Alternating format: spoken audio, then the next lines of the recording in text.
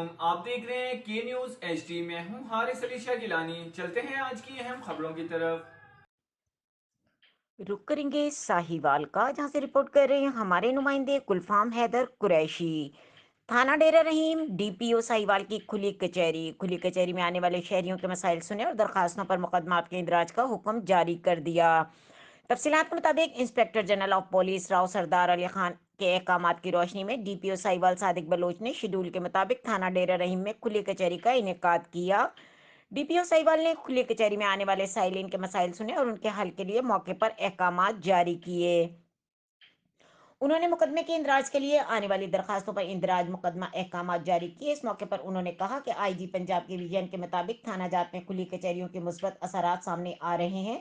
Police اور عوام کے درمیان فاصلے کم ہو رہے ہیں۔ علاوہ ازیں ڈی پی او ساہیوال صادق بلوچ نے تھانہ حصہ کے زیر تفتیش سنگین مقدمات کی تفتیش آفیسران اور مدعیان کو طلب کر کے سماعت کیا اور مقدمات کو جلد از جلد حقائق پر حل کرنے کی ہدایت کی۔